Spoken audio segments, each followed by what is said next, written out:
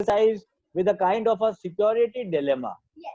The entire security dilemma amounts to it actually amounts to a kind of a situation of infinity. Infinity in the sense that just like we have a mathematical figure that we go from zero to positives, we go from zero to negatives. In the same manner, we go to an infinity from zero, wherein the extent to which a nation state can go on and gather its armaments, the way it can go on in a horizontal proliferation of nuclear weapons or into a vertical aggrandizement of nuclear weapons, all of that is uncountable. All of that is unaccountable for. All of that cannot be measured in numbers. Such was the nebulous, ambiguous, universal, and a non verifiable approach. A not verifiable approach as far as Prime Minister Winston Churchill of United Kingdom is concerned.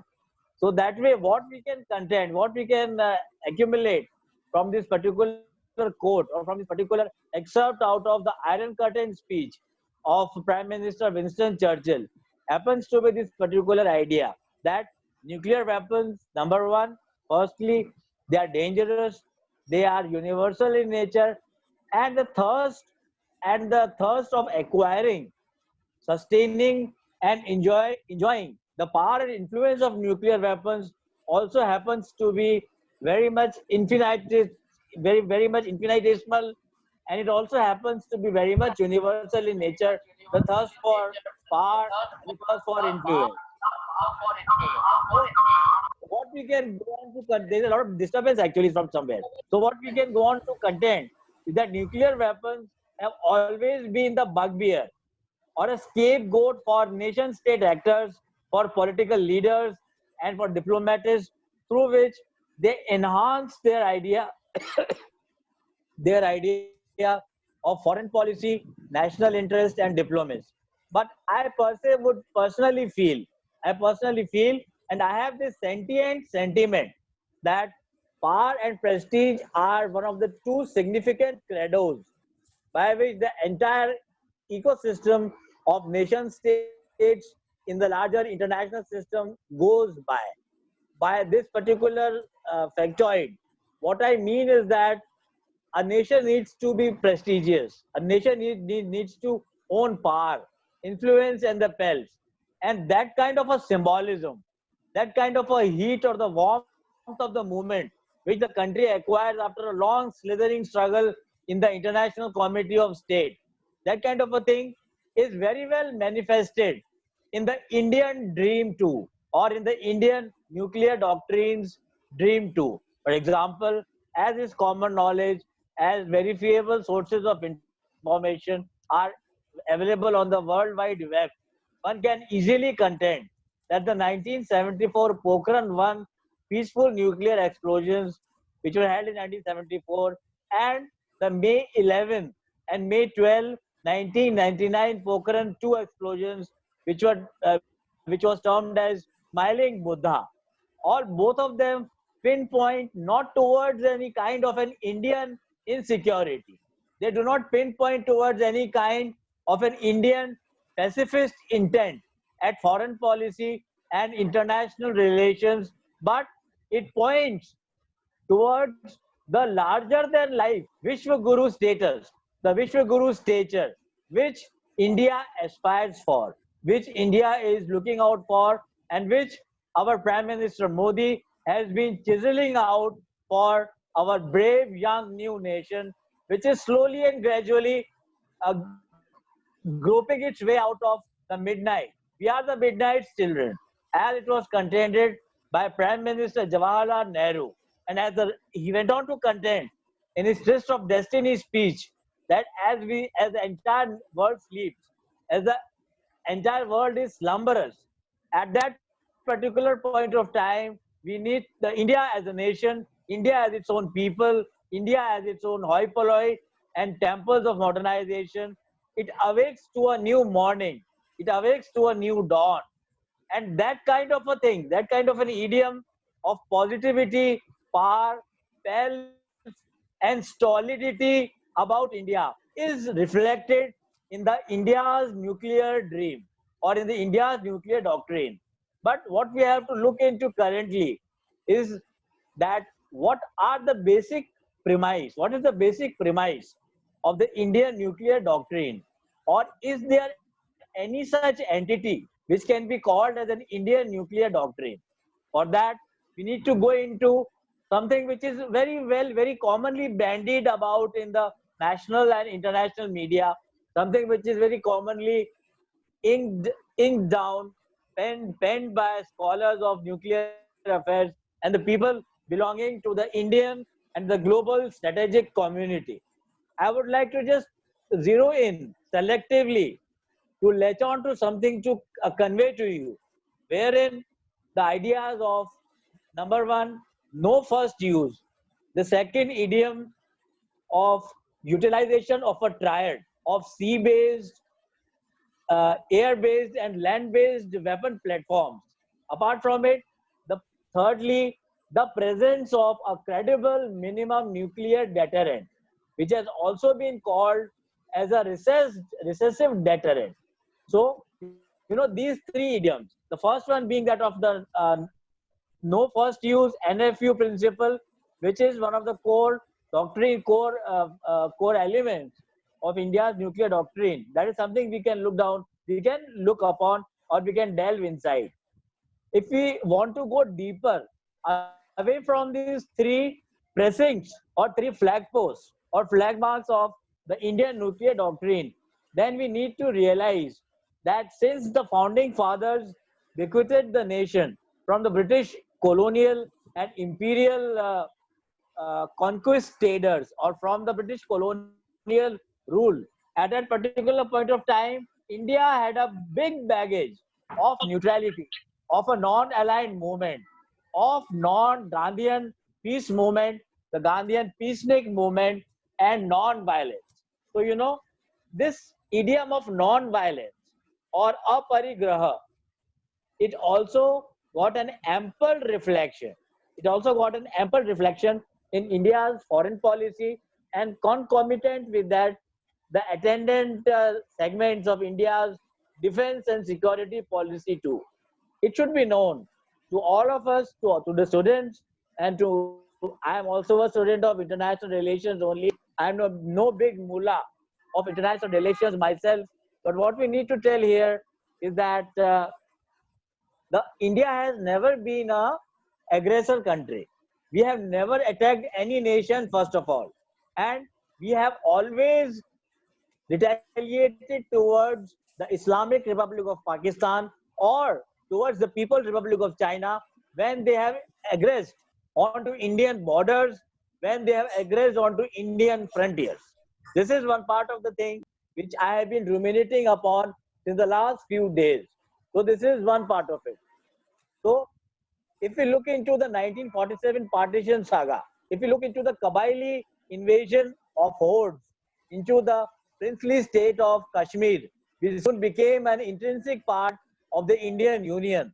If we delve inside the military history of the battles of 1962, which still hangs like a dark shadow upon Sino-India relations. If we look into the Kutch incursions and the Hajipir incursions of Pakistan in the year 1965. If we go into the brilliant victory, the ignominious surrender of the Pakistani General Niazi in the battleground of Bangladesh through India's Mukti Bahini. So we will find what is the common element. What is the common element which we can arrive at? That commonality happens to be that of India being the receptacle nation state. India being the receiving nation state. We believe in the Gandhian principle. India's foreign policy, India's defense policy believes in the Gandhian principle of, if not exactly extending our other cheek after earning a slap on the first cheek, but to take it coolly, to take it down very submissively, and to correlate very peacefully and very benignly with the rest of the world or the aggressor nation state, whether it be Pakistan or whether it be the hegemonic hand or the People's Republic of China. Here, Han is a racist comment with which we Indians proudly make about the Chinese race. We are not talking about the Mongoloid race. We are talking about the Chinese race. That is, they have always waged a war of attrition against us. And because of the Islamic Republic of Pakistan and the People's Republic of China's evil ministrations, evil activities, evil proclivities, that India had to go the nuclear way. When Indira Gandhi and Nehru were there, when the father of the Indian nuclear movement, Homi Bhabha was there, when people like Sadhana, when other people like Sanatanam were at the helm of affairs as far as the Bhabha Atomic Research Center and the Cyrus nuclear reactor and the Dhruv nuclear reactor are concerned, India initially opted for a PNE option, for a peaceful nuclear energy option. But as time progressed, as China also conducted its first nuclear explosion in Lopnor in China, in 1964 or 65. You can check any of these 2 years. So, at that point of time, India gathered a kind of a stimulus, a kind of a security stimulus, that it was a beautiful way of nuclearizing India in order to get rid of the ever nagging trouble, the ever nagging bottleneck of security dilemma, which had always instead in which always existed in South Asia and in the larger bilaterals between the Indian Union, the People's Republic of China, and the Islamic Republic of Pakistan. So, this insecurity and the prestige seeking nature of a nation state, which is very correctly true to the idea of being a unified country, which is true to the idea of being an integral country despite its struggles as a third world nation. So, in these particular issues, what I would like to mention what I would like to mention is that India gradually felt the need to move away from the Nehruvian non-alignment, from the Homi Bhabha's non-alignment, and from the idea of from the facet of presenting the other cheek before our wild neighbors and our anarchic international system. So, this non-violent approach was gradually shunned away. But I would still like to correct myself and expostulate more upon it, where one can say that India still receives blows on its back. India still receives the coffins of its soldiers in Pakistan and in places like Pangong Lake, in places like Himachal Pradesh, Doklam, in Sumdorong Chu, and in Daulat Beg Oldi. These are the places where Chinese have incursed into the Indian territory, into the Indian border. So what we need to contend upon here is the idea that India's peaceful nature, India's inward-looking foreign policy needed a change, needed a retrofit kind of a thing, which has been achieved to a great extent by our very proactive Prime Minister Narendra Modi since he came into power in 2014. Now coming back to the present Now, coming back to the present state of affairs. In the present state of affairs, we can once again concentrate upon these three ideas of the nuclear doctrine, over which lot of ink has been sullied, lot of ink has been spent, and lot of work has been done, and people have written immense tomes on them. No first use.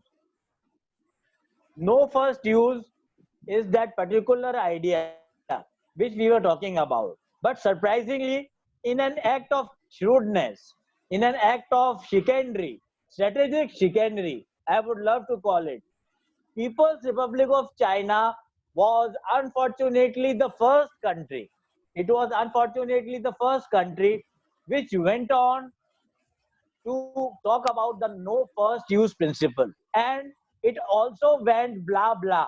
against the rest of the international system in the context of the Indian strategic and defense and security concerns, and declared that NFU, the no first use policy, is going to be one of the driving factors behind China's foreign policy, or the China's nuclear doctrine. Now, India too initially followed this same dictum under the showmanship and the strategic legerdemain related guidance and supervision of External Affairs Minister Jaswant Singh in his talks with the Undersecretary of Armament Affairs in US, Strobe Talbot, and under the leadership of Brajesh Mishra during the tenure of Prime Minister Atal Bihari Vajpayee. So what we need to understand is that NFU is one of the key elements, key driving elements, and one of the substantial platforms, elements, or substratums of India's nuclear policy or India's nuclear doctrine, if there is any. But if we go future, if we go if we touch upon what you call a times machine, if we touch upon a time machine, and if we go into the idea of what are the current requirements, what are the present challenges as far as this delimiting and debilitating policy figment of NFU is concerned, then we can take recourse to the ideas which have been propounded by uh, India's Foreign Secretary in 2008, Shiv Shankar Menon, Shyam Saran in 2010, and also by Prime Minister Narendra Modi. They all have a commonality here. They have gone on to air their concern and reflect their wariness and susceptibility to the general principle of no first use. Shyam Saran went on to contend that we are living in a changing world, and we don't know what, in colons, in inverted commas, that what do the circumstances present before India. So the principle of NFU might not be any longer true to the sentiment of the international system, or might not be a very, what do you call, might not be a very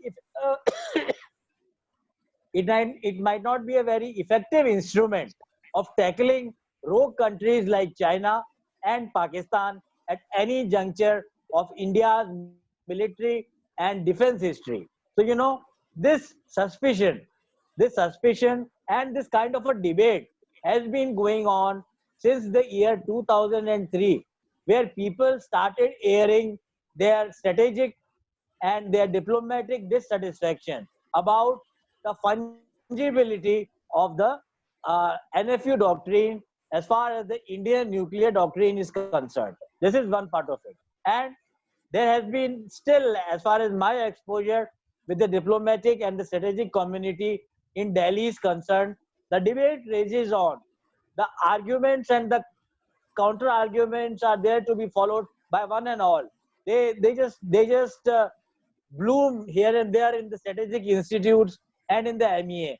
That should India do away with the no first use principle, and should we actually start learning not to be too much perturbed by the international rhetoric of the global media, or by the sound and the noise and the lobbying which Pakistan can ratchet up, which Pakistan has always been ratcheting it up since 1999, since 2003, and since Kargil. So, this kind of a dilemma, this kind of a nuclear dilemma happens to be another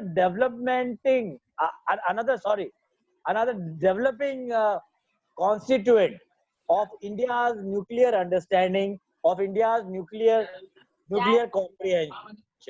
So this is one part of it. Next, coming down to the second figment, that being the credible nuclear deterrent. Jaswant Singh and Brajesh Mishra declared.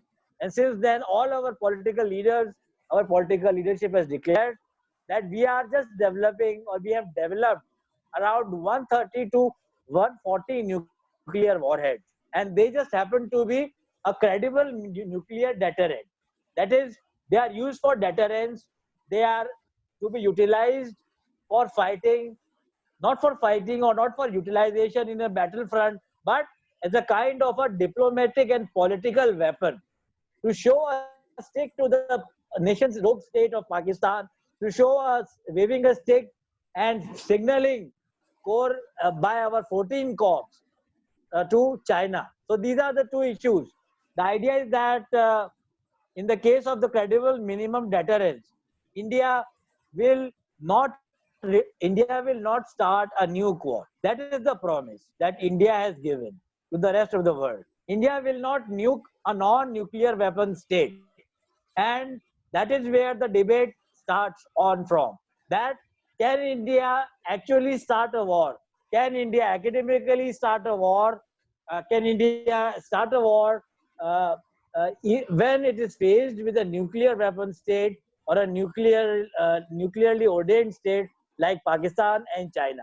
So this is one part of it as far as the credible nuclear deterrence is concerned, and it's a kind of a strategic blackmail which India can do. But we have been facing the same strategic blackmail in the nuclear field and in the realm of the any possible conventional warfare with Pakistan. When 13 September 2001 occurred, immediately when 11th November it was, immediately after the September 11 catastrophe. At that particular point of time, India only amounted a kind of a démarche led by the instrument of coercive diplomacy by positioning its forces for a couple of months in the in the barren sand dunes of Rajasthan and Kutch as a kind of a signaling device, as a kind of a communication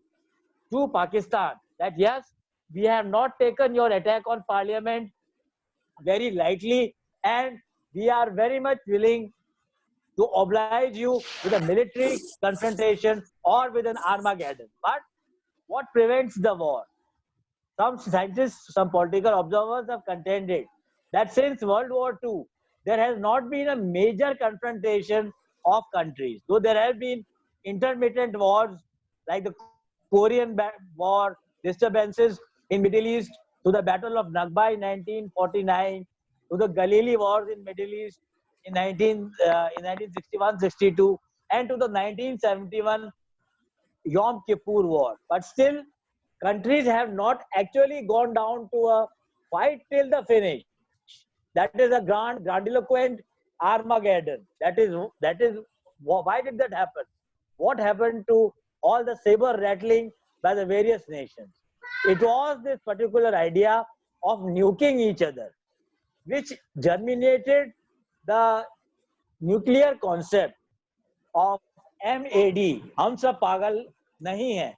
That is the mutually assured destruction, wherein it means that if Pakistan is going to nuke us, if the People's Republic of China in its vilest of avatars is going to nuke us, then we are going to come out of our cocoon of the credible nuclear deterrence, and we are going to nuke them back. So this kind of a retaliatory policy element, has been one of the main shapers of India's foreign policy.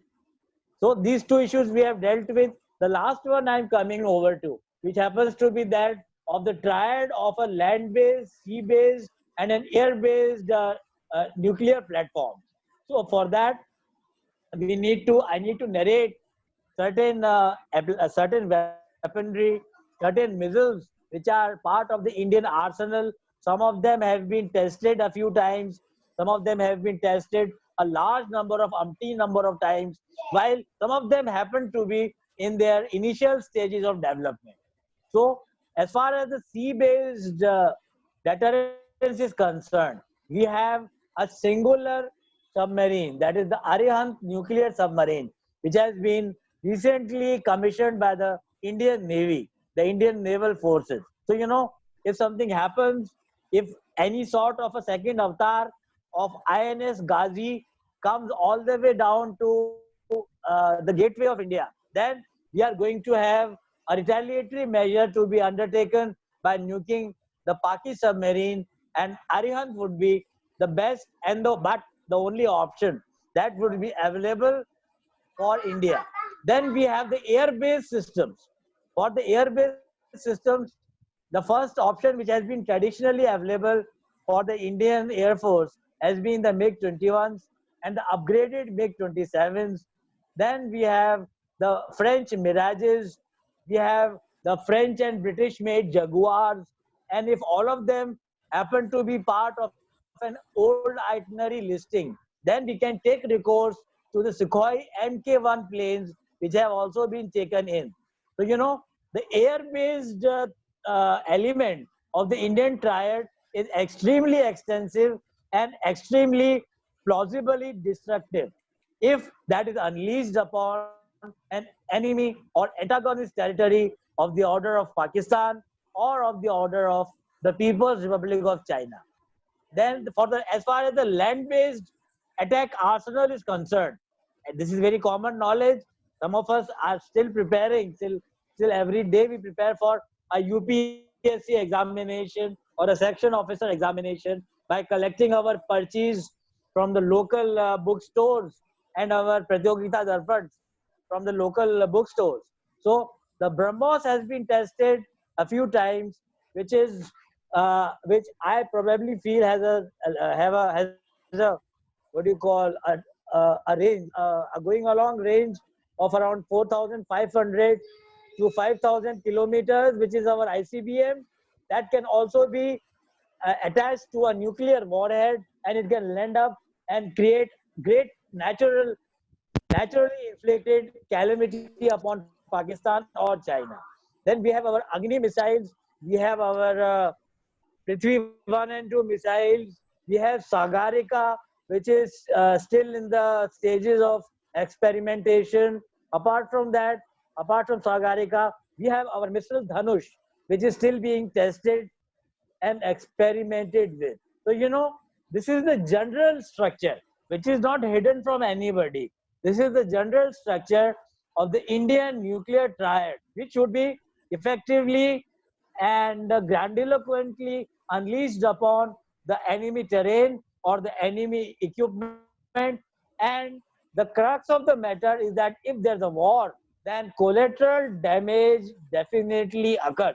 Innocent people in predominant cities like Delhi, Mumbai, Kolkata, and Bangalore and Hyderabad and other countries, other cities in India, they will definitively be the targets. And we are going to look out for our Sukhois fighting off the F-16s from Pakistan in case there is a Armageddon, in case there is an exchange of weapons, exchange of blows between India and Pakistan, and if it does not amount to mere showcasing of strength or mere deterrence, or when deterrence fails, it's going to be the Indian triad SANS, SANS SANS, that is without without the presence of NFU and without the presence of the principle of research deterrence, which has taken a certain amount of toll on India's aggressive strategic posturing, wherein we no longer live in a kind of a good meets good world, and it's a win-win. It's a zero-sum game. If we go by the neo-realist definition of Kenneth Waltz and other scholars like Hedley Bull and Alexander Wendt.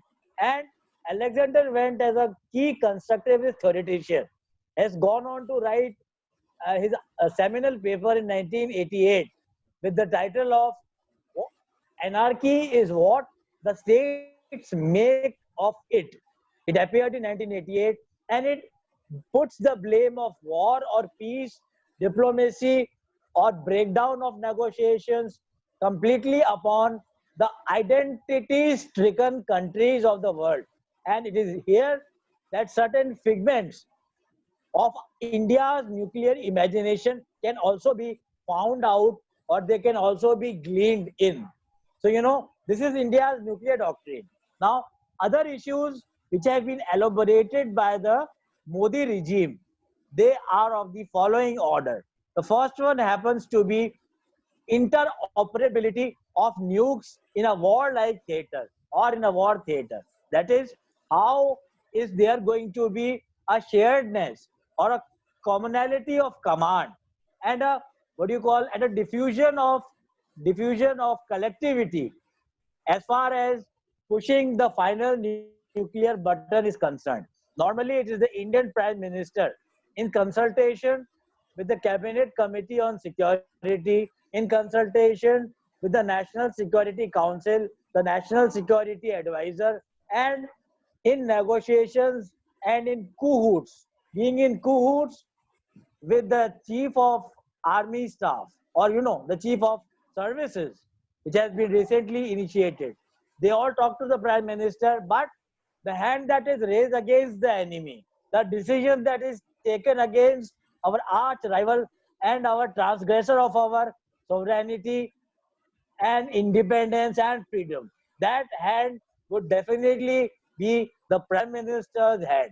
And so this is all about a brief snippet, not all about, but this is a brief snippet about interoperability of the India's nuclear doctrine, which unfortunately the Indian Defence Forces since till 2014 had been clamoring about very hoarsely, very excitedly, but without getting much of a response from the government of the day.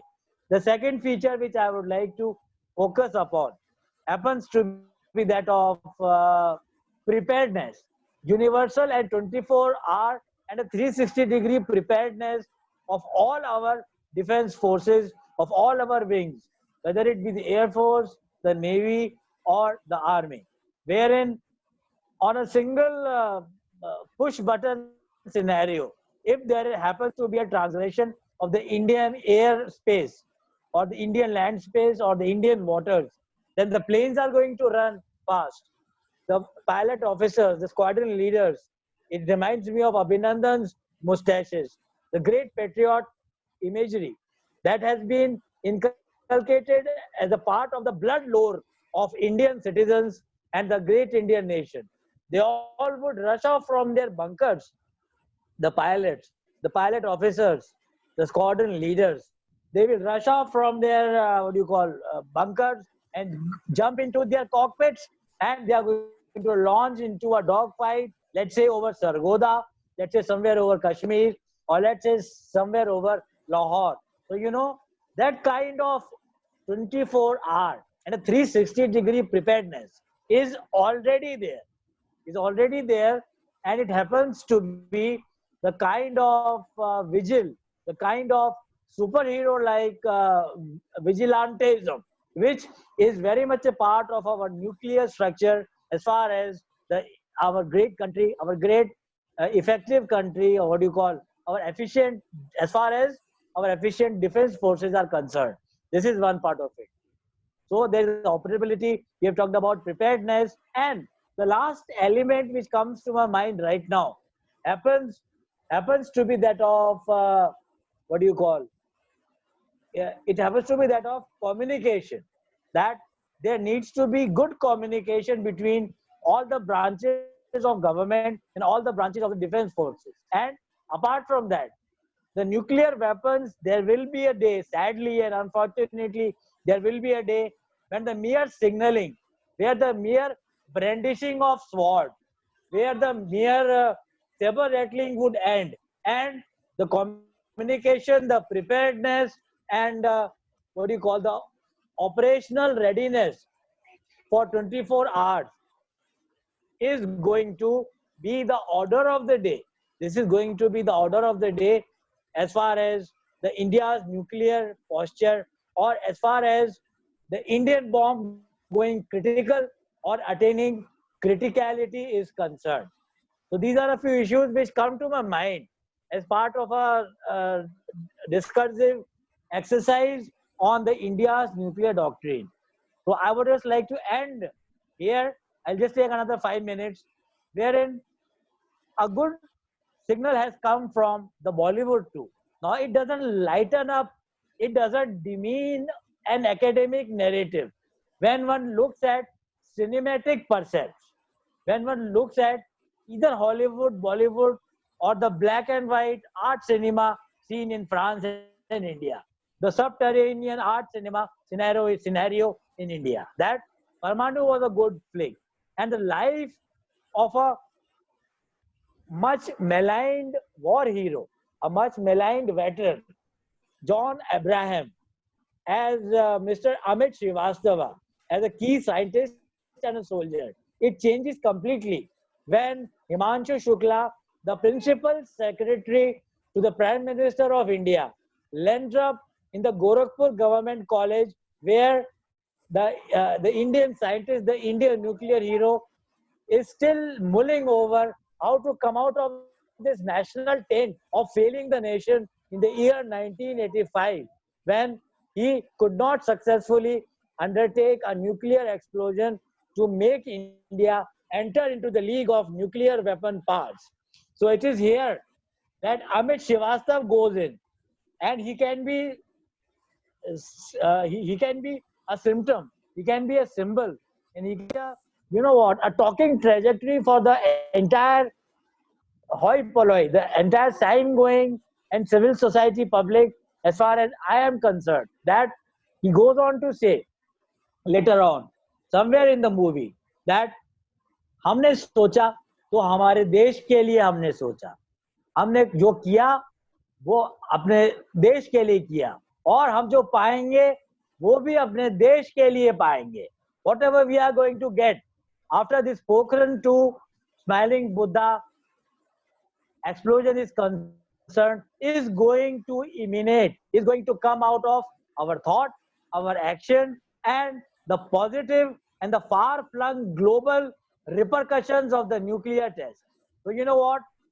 Despite braving the American Damocles sword and that 2-minute window of satellite blindness which the Americans had, despite all these strategic and communication and satellite ordained bottlenecks, India was able to conduct its test while the regime of Atal Bihari Vajpayee went on and blazed a trail of glory for India. So it is all about India's bravado, India's sincere bravado, and the need to be a Vishwaguru, the need to be a key player in the international system, need to be a balancer, a key balancer in the international system, where we identify with the bravest and the greatest of the lot, which are definitively United States, countries like US, who have taken a beating before the Chinese virus, before the Wuhan virus. But that will be a future challenge for countries like India and United States of America, that despite the sugar-coated approaches of China through its principles like NFU, how can China be contained, and how can India move away from the recessed role of its deterrent? These are the current debates. These are the repetitive debates which form the staple fare of the debates and discussions which are going on, which the diplomatists and the scientists and the strategic community rummage through in their day-to-day and everyday work.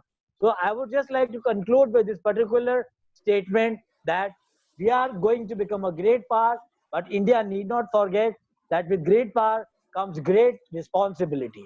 But I particularly feel that with the strong shoulders of Prime Minister Modi and India's excellent and intelligent and suave strategic community, the planners are going to take the right decision, and the figments of non-violence, which are completely redundant as far as the defense and nuclear policy is concerned, would be smartly relegated to the back burner. Thanks a lot. I would like to culminate here only. Thanks a lot. Thank you, sir, for the session. That was really informative. Now I would like to ask the students if they have sent certain questions or something. Any I would queries? welcome. Yeah. Yes, Yashashwani, you can unmute yourself. Thank you, ma'am. Good evening, sir. Sir, I have a question regarding the present scenario. We have seen that when we are in the times of pandemic, this has affected almost every sphere of life. So how is it going to affect the doctrine of nuclear policy with regards to India? And secondly, when the international situations and equations are changing so vigorously, has it improved the chances of improving? Has it improved the chances of India emerging as a Vishwaguru once again? Definitely, that's a very good question. I have a couple of responses on this particular poser on your part. The first one is that COVID has exposed, definitively, as is your inbuilt rationale of your question. The COVID crisis, the Chinese virus crisis, has exposed the Western part for what they actually are. Italy, Germany, and United States of America have been very powerful. They have been the great game actors, and they have a very high position as far as the itinerary of health providing nations in the world is concerned.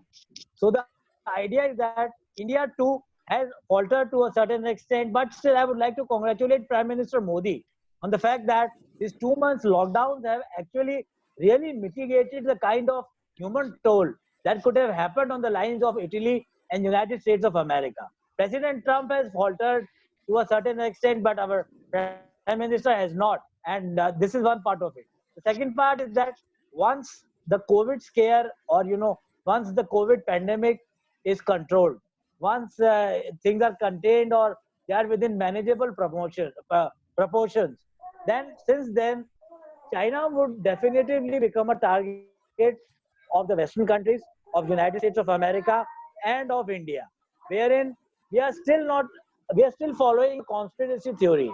And President Trump had declared around a month back that he has formed a special investigative team which has already entered the territory of China, and they are going to prepare a report. That is the CIA. The CIA is going to prepare a report, and it will submit that report to the American president, that's President Trump. And once that happens, then he is going to take a decision as to how to engage with the People's Republic of China. Recently, the United States Senate has also passed a resolution, a legislation. Resolutions are UN, wherein the US Senate has said that a large number of American companies which are intertwined with the global economy and the Chinese economy, they have been asked, they have been instructed to pack their bags and come back lock, stock, and barrel all the way into the American terrain, or into countries, or go into investing in countries like India and Japan. I personally see it as a forecast on my part, through a very early means, through a very neophytic means, that India and America and a few Western countries, including Israel, they will emerge as the only players of the larger international system. And China would take a backseat. And like Russia was folded up, America is going to definitively indulge itself to break apart the People's Republic of China too. And if India helps, if our government does it well with Americans, or if the Americans do it very behaviorally correctly with India, with the Indian diplomats, then it will be a doomsday scenario for China. That would be my response. So, Thank you, sir. Thank you. Thank you, sir. Thank you, Shishwini. Divya, can we have a quick question from you, and so that we can wind up? Jai Hind, sir. So my question is that since India apparently is planning to change its nuclear doctrine, there will be a potential chance of nuclear war as well, and it could pose a existential threat to the humanity itself. So are we ready to cope up with that? That's my question. This is the question. Huh? Yes, Here sir. I would like to say that the way I was speaking, please don't characterize me as a warmonger. Nobody wants war. And if I personally been a avid follower of superhero movies, from Superman to all the way to Batman and all the Avengers series. But still, what I personally feel is that definitively, the people suffer.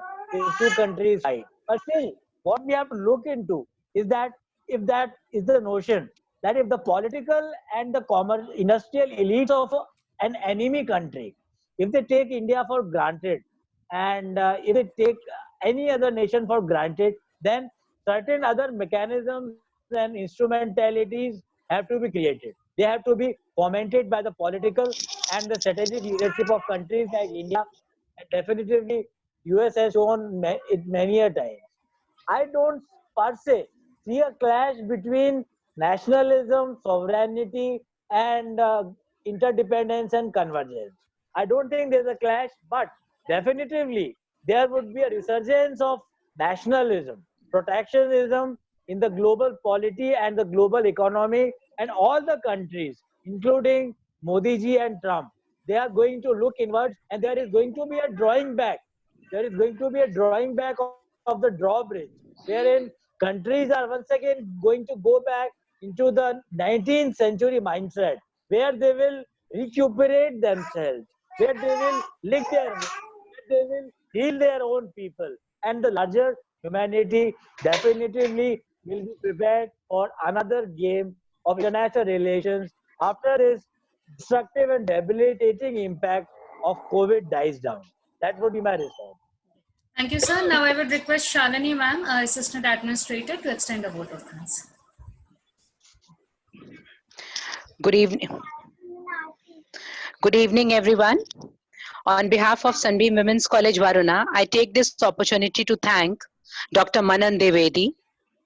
Thank you so much, Dr. Dwivedi, for taking out time out of your busy schedule and speaking to my students and my teachers. The information you shared on India's nuclear vision, on India's nuclear doctrine was very enlightening, and we all have learned a lot on India's nuclear weapon. Thank you once again for your time and enlightening us on a very relevant topic. In future, we hope for more such sessions. Thank you so much, sir, once again. Thanks a lot, Thank you. man. Thanks a lot to the Sunbeam fraternity. Yeah.